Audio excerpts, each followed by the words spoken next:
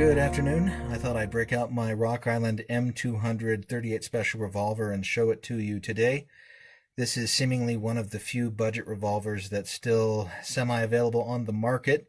It is August of 2020, and if you've been paying any attention to the news or especially to the firearms market, you know that ammunition and weapons are not nearly as plentiful nor in as wide supply as they were 8 months ago.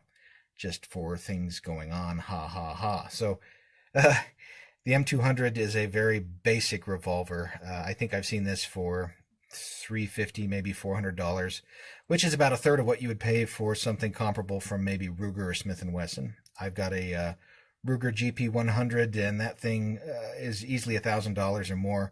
Of course, that's a much more finely designed weapon, much more finely machined, but this little M200 does A-OK in my book for what it is. So let me go ahead and pick it up and just kind of show it to you. So this is very similar to the police revolvers that police carried for decades. Again, it fires the venerable 38 Special cartridge, which is about a century old. This cartridge has been around for a long time, so it's fairly easy to find, or at least it was, before the riots and COVID panic made firearms much more attractive, even to people who don't necessarily consider themselves to be gun people. In fact, I would recommend this as a good starter weapon or a good basic defense weapon for people who don't necessarily see themselves buying a lot of guns and they just want a weapon for self-defense or to have in their home to protect family and property and so on and so forth. So again, let's take a little bit look at it. You've got 6 in the cylinder. So for those, again, who aren't familiar with revolvers, the little wheelie thing is called the cylinder. You've got 6 spaces in there for 6 cartridges, which means you've got 6 shots. This is a double or single action revolver, and what that means is if you're doing single action, you can do Old West style, and you can pull back that hammer with your thumb, and the trigger becomes a much lighter trigger that's very easy to pull. That is called single action. Now, if you're doing double action, that just means the trigger is a little further forward. You have to put a little more muscle into it to get that hammer to engage like that. So that is your double action, or you can, like I said, do Old West style. You can do single action. Most people, for accuracy's sake, will often do single action because, again, that trigger becomes much finer when you do the hammer pull first. So that's your functionality there. You've got a little cylinder release, which is a pullback release. A lot of other revolvers, it'll be a push forward button, but that to me doesn't make much of a difference at all. It's still very easy to use. This is iron sights. You've got channel sights, so you can see that groove on the top of the top strap there in the steel, and then you've got a front blade. None of it is adjustable. I put a little bit of orange polish on there so I can pick up that front blade a little bit better, but again, you've got the channel sight system, which for the distance you'd be shooting this at would be probably just fine.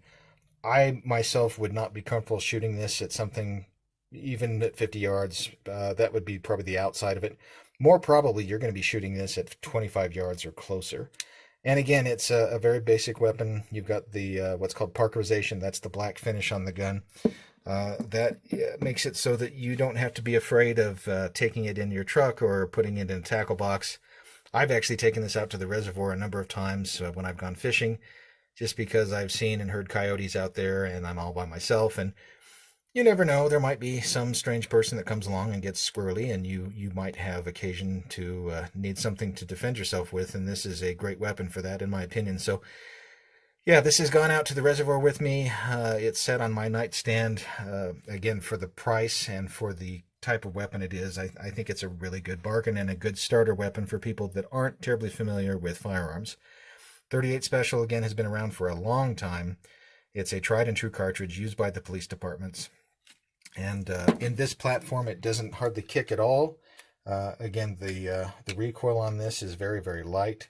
Revolvers are extremely easy to learn how to use and to shoot and to clean. They're extremely rugged.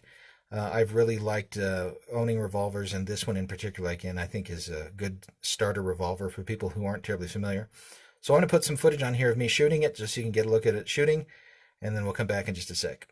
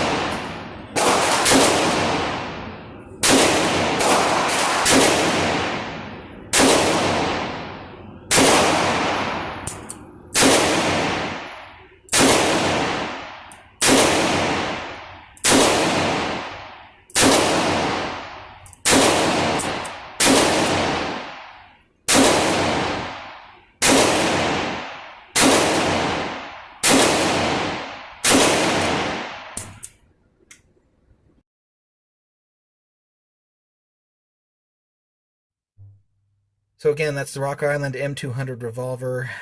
That was me shooting it at the indoor range. This shoots the 38 special cartridge, which you can hopefully still find near you for not too much. I have a local source downtown Salt Lake City where I got this Browning.